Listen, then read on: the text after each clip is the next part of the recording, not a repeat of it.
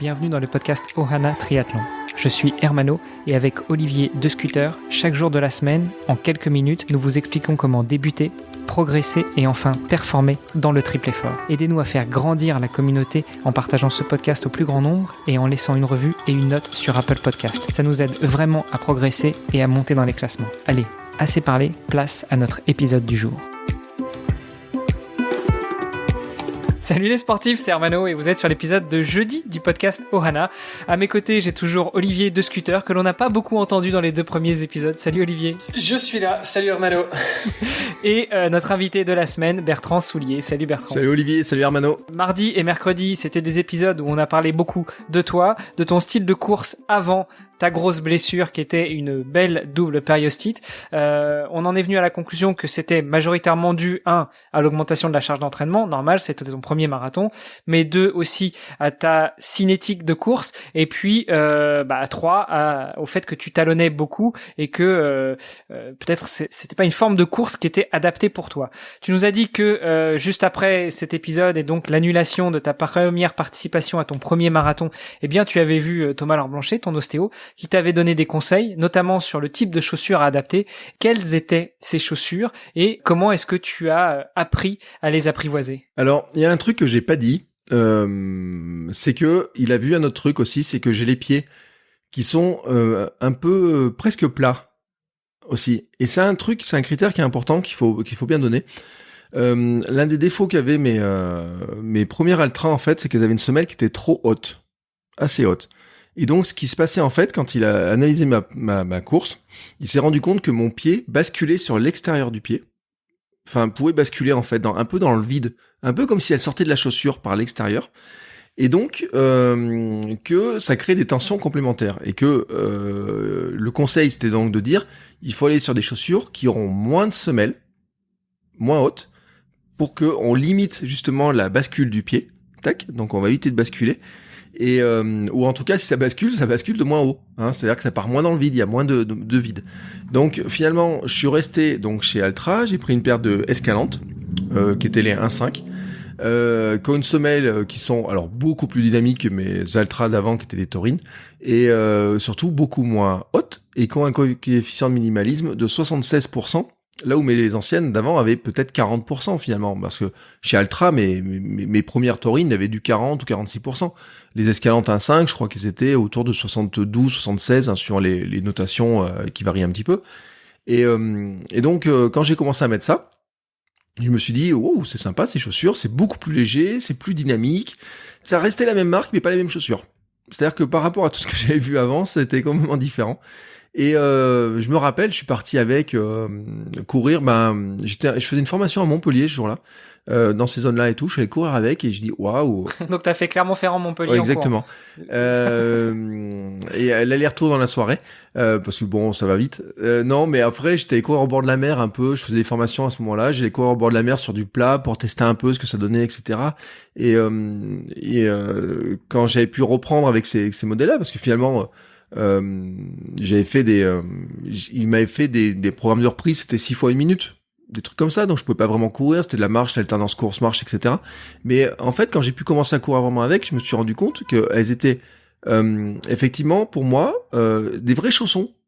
Alors que pourtant, on peut se dire, il y a moins de semelles, moins d'amortis, sont plus raides, etc. Et pourtant, en fait, j'étais avec un confort qui était supérieur dedans.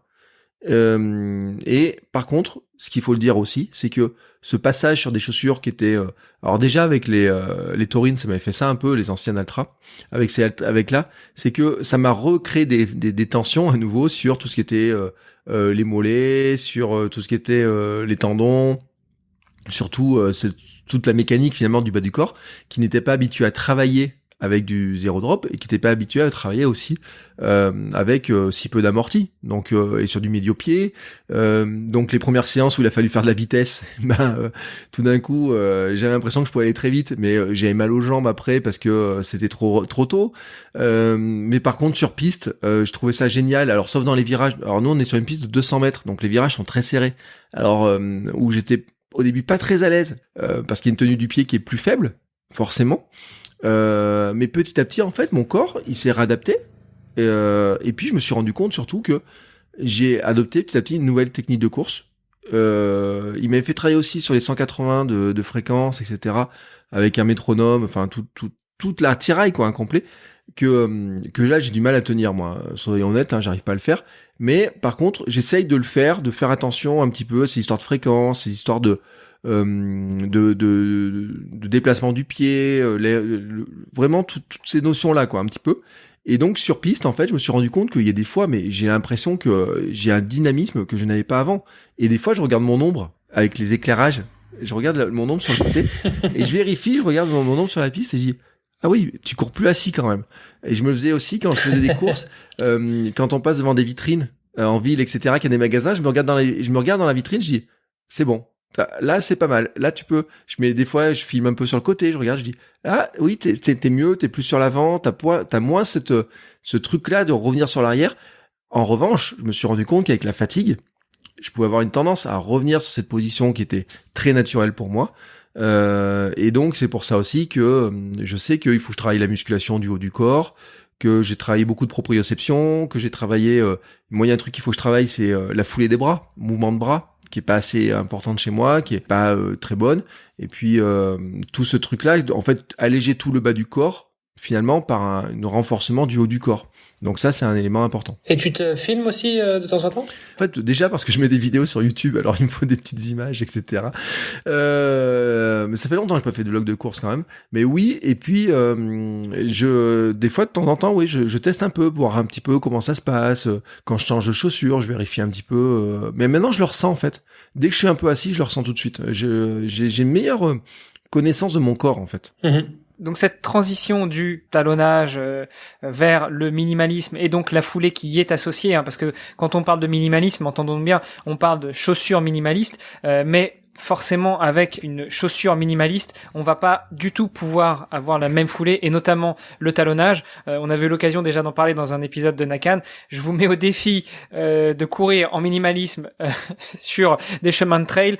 Je vous assurerai que votre talon va vite se souvenir qu'il y a des cailloux si jamais vous n'êtes pas un médio-pied ou un avant-pied et que vous avez la mauvaise habitude de talonner. Mais il y a un test tout simple à faire. Hein. C'est moi, c'est ce que on avait discuté avec Sherwin de chez Altra, qui était un test simple. C'est si tu sautes, tu restes sur place, tu fais un saut, tu tombes sur l'avant des bouts du pied, t'amortis. Maintenant, tu fais exprès de tomber sur les talons. Tu vas pas le faire 10 fois. Ouais. D'accord ? Non, c'est clair. Et pourtant, dans les chaussures, quand on talonne, c'est ce qu'on fait des milliers de fois dans une course. Des millions de fois quand on talonne. Parce que les fabricants de chaussures ont mis de l'amorti dans les talons parce que les gens talonnent. Est-ce que c'est pas à cause des fabricants de chaussures que justement les gens talonnent ? Puisque comme tu le disais toi-même hier, tu faisais ton analyse de foulée pieds nus, ça se passait très bien. En fait, je pense que c'est un peu l'œuf et la poule cette histoire-là. C'est-à-dire que quand au début il y avait que des gens qui couraient, il faut se rappeler que finalement le running c'est un sport qui est assez récent. Il y a une époque où les courses n'existaient pas, etc. Et donc il y avait que des gens qui faisaient de la piste, qui couraient bien, qui savaient vraiment courir, etc. Quand les gens sont venus à courir, ça s'est démocratisé. Je pense qu'il y a plein de gens qui sont venus à la course sans apprendre à courir. Et donc sans apprendre tout ce que... Vous savez, les gammes, tous ces trucs-là qu'on voit dans les clubs d'athlétisme, on voit les champions faire leurs gammes, etc., qui les amènent sur des dynamismes de pied, qui les amènent sur de la foulée différente, etc. Mais quelqu'un qui n'a jamais appris à courir, on lui donne des baskets, il va courir comme il peut. Moi, ma fille qui a 3 ans, l'été dernier, j'ai fait des vidéos d'elle sur la plage, elle court médio-pied, naturellement, mais elle s'est jamais pensée ou quoi que ce soit. Est-ce qu'elle va courir médio-pied plus tard si on lui met des chaussures ? J'en sais rien. Mais en tout cas, ce qui est sûr, c'est que les fabricants, je pense, sont adaptés aussi, probablement à une tendance des gens à courir de cette manière-là. Et puis je pense qu'il y a des courses, par exemple si vous faites du trail, un trail en descente, vous avez une tendance quand même à revenir fortement sur le talon. Pour l'avoir testé, pour avoir fait du trail en 5 fingers, je peux vous garantir qu'il y a un moment donné, la fatigue, elle vient vraiment d'une manière supérieure sur le fait de devoir être sur l'avant du pied. Parce que le talon il peut pas l'amortir quoi. Ouais. Pour illustration peut-être pour ceux qui voient pas, les 5 fingers c'est le modèle de chez Vibram qui est 100% minimaliste où même les orteils sont séparés dans la chaussure. C'est ce qui est je pense le plus proche du pied nu aujourd'hui en termes de chaussures, il me semble. Oui, ça et les sandales de course qui sera ma prochaine étape. Effectivement, t'es passé du maximalisme, du talonnage au minimalisme, à la foulée avant-pied. Et même, t'as poussé le délire jusqu'à t'équiper avec des Five Fingers et maintenant des sandales. Pourquoi finalement est-ce que tu y trouves un certain intérêt au minimalisme ou est-ce que c'est juste pour tester en fait quelque chose de nouveau? Moi, je suis un coureur lent. J'étais un gros hamster. Donc, je gagnerai jamais de course. On sait jamais. Sur un malentendu, si je suis tout seul autour de mon petit pré, etc. Voilà. Mais, par contre, ce que je recherche dans la course, c'est plutôt le bonheur de courir. Et en fait, je me rends compte que même maintenant, par exemple, je cours de moins en moins avec de la musique, voire même plus de musique depuis l'été dernier. J'écoute plus de podcasts, comme ça et tout. Et je me rends compte qu'en fait, il y a un élément, c'est que de sentir la terre, d'avoir cette notion de contact avec le sol, etc., devient de plus en plus important pour moi dans une pratique presque méditative par moment de la course. Presque où il y a des fois où je m'arrête en haut de ma petite montagne, là, au lever du soleil, je regarde le truc, je respire, je fais ma petite séance de yoga, etc. Et je suis vachement bien, en fait. Et de courir, de ce retour à la terre, il est important. Je suis un mec en Angleterre qui s'appelle Tony Riddle, donc j'ai perdu le nom sur Instagram, mais qui s'appelle Tony Riddle, qui est le natural lifestyliste ou je sais pas comment, qui court carrément pieds nus. Et je me suis dit, ouais, attends, c'est fou ce truc. Et puis des fois, je me dis, mais courir pieds nus sur un terrain de foot, c'est une chose, mais lui, il court pieds nus en campagne. Alors je me dis, pourquoi pas un jour? Pourquoi pas? Ça peut être un essai. Par contre, je sais que ça engendre encore une adaptation du pied différente. Quand je cours pieds nus à la plage, systématiquement, je prends des ampoules sous l'orteil, sous le gros orteil, alors qu'avant, j'avais des ampoules sous le talon. Et c'est là où je vois que ma manière de courir a changé. Maintenant, je vais courir 10 km au bord de la mer, je reviens, tous mes orteils sont pleins d'ampoules.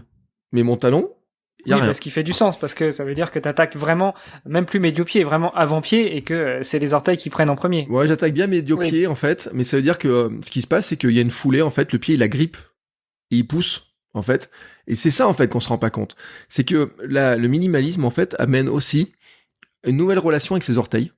Et en fait, et Tony Riddle, non mais, là, vous êtes en train de rigoler, mais Tony Riddle a fait une formation sur le minimalisme où l'un des trucs les plus incroyables qui est dedans, en fait, dans cette histoire-là, c'est qu'il fait faire un gros travail de malaxer les orteils et de faire travailler la souplesse des orteils.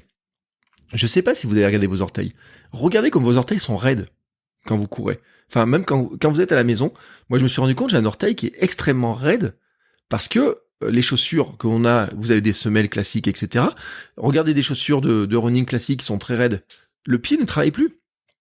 Vos orteils ne travaillent plus du tout. Vous n'avez plus aucune appréhension. Vous n'êtes pas capable. Si je vous demande de saisir quelque chose que vous avez au sol avec vos orteils, est-ce que vous êtes encore capable de le faire? Vraiment. Mais quand je dis saisir quelque chose au sol, mettez un crayon, posez-le, dites-vous, je vais l'attraper avec mon pied, mon orteil, je me le remonte. C'est-à-dire que ce système de préhension des orteils, en fait, on le perd parce que on l'utilise plus. Altra, déjà, on a les pieds qui sont beaucoup plus larges, la foot shape est plus large, etc.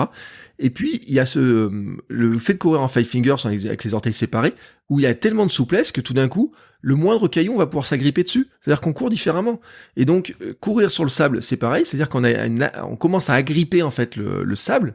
Au lieu d'être en lutte avec les éléments, on finit par agripper les choses, en fait, j'ai envie de dire. Et on revient, alors c'est peut-être un petit peu animal de dire ça, mais un peu, dans le fonctionnement même du pied au départ de l'homme préhistorique, quand il n'y avait pas de chaussures, il s'agrippait à un bout de rocher pour avancer. Et donc, on avait sûrement, je pense, qu'ils avaient les pieds qui étaient énormément plus souples que nous, en tout cas les orteils, parce qu'il fallait attraper quelque chose. Et donc, je pense que, et c'est ça qui est intéressant quand on voit Tony Riddle et tout, il fait des trucs avec les orteils, comme ils sont séparés, mais j'arrive pas à le faire. Mais par contre, je me suis rendu compte que j'avais des orteils qui étaient très raides après avoir couru, et qui sont en train de se détendre. Et je crois que ça fait partie des choses quand on parle pas beaucoup du minimalisme dans ce sens-là, etc. Et pourtant, ça fait partie aussi des apports, parce qu'en vieillissant, d'avoir des orteils souples, je pense que ça peut servir quand même. Va falloir que tu nous fasses une mise en situation, là, je comprends pas. Mais tu parles des orteils, mais c'est vrai qu'il y a aussi finalement la voûte plantaire qui est aussi un muscle qui finalement qu'on a tendance à perdre avec des chaussures peut-être un peu plus maximalistes. Et puis il y a aussi la notion, enfin tu parlais des ampoules, il y a aussi la résistance finalement de la peau, tout simplement. Donc c'est vrai que j'ai entendu parler de quelqu'un d'autre qui s'appelle Teddy Barefoot, par exemple, que beaucoup de personnes, je pense, qui s'intéressent un peu au minimalisme ont entendu parler de lui. Voilà, c'est quelqu'un qui fait de la course à pied, mais même sur du macadam, pieds nus. Et voilà, il fait ça depuis des années et c'est absolument pas un souci parce que voilà, son corps s'est adapté, que ce soit au niveau musculaire, au niveau des orteils, au niveau de la voûte plantaire ou même au niveau de la peau en tant que telle. Finalement, la peau devient beaucoup plus résistante. Moi, je sais très bien que demain je vais courir même 2 kilomètres sur du macadam, c'est fini. Je pense que j'aurais du mal à recourir pendant une semaine ou deux le temps que je cicatrise, quoi. Mais tout le monde c'est comme ça en fait. Je pense que et là par exemple il y a une marque qui m'a envoyé des belles chaussures hein, toutes neuves. Ah mais justement on en parle demain de ça. Mais vas-y si tu voilà veux. donc qui est Adidas avec les Ultra Boost 21 et j'ai fait un test sur ma chaîne Instagram. Je dis regardez ce que c'est que la différence entre le minimalisme et alors attention, elles sont pas maximalistes hein. Elles ont un drop de 10. Mais en fait, elles ont la même épaisseur que mes escalantes. Donc, une paire de chaussures de chez Altra. De 20 devant et 30 à l'arrière. Alors, mes escalantes, c'est 20 devant, 20 derrière, en millimètres. Et là, quand j'ai fait l'expérience, et j'aurais pu montrer les Five Fingers, c'était terrible. Five Fingers, on prend la semelle, on la plie totalement, quoi. Et puis, je peux la tendre dans tous les sens. L'escalante, je peux la plier en deux. L'escalante Tracer, je peux déjà moins la plier, parce qu'elle a plus de dynamisme dans la semelle, donc plus de raideur. Ils ont mis plus de raideur. La Taurine, je la plie pas du tout. Enfin, je la plie pas beaucoup. Et la Adidas, je la plie pas du tout. C'est-à-dire que le premier truc que j'apprends, j'essaie de la serrer, je dis, mais je vais pas pour courir avec ça. Et en fait, c'est que elle a d'autres qualités, elle a d'autres choses, etc. Mais par contre, oui, dedans, on sent que c'est raide. J'ai pas la même souplesse du pied, etc. Par contre, dedans, ils ont mis du rebond, ils ont mis des ressorts, ils ont mis de l'amorti, ils ont mis du boost. C'est le principe du boost. Et en fait, je me suis rendu compte que c'était pas si mal que ça. Bon, écoute, tu nous fais une très belle conclusion pour aujourd'hui. On en parle demain. On reviendra justement sur le tout maximaliste, le tout minimaliste, ou peut-être une vie entre les deux. À demain. Parfait. À demain. À demain. Vous avez apprécié cet épisode? Alors, taguez Ohana_3 sur Instagram et si ce n'est pas déjà fait, laissez un commentaire sur Apple Podcast.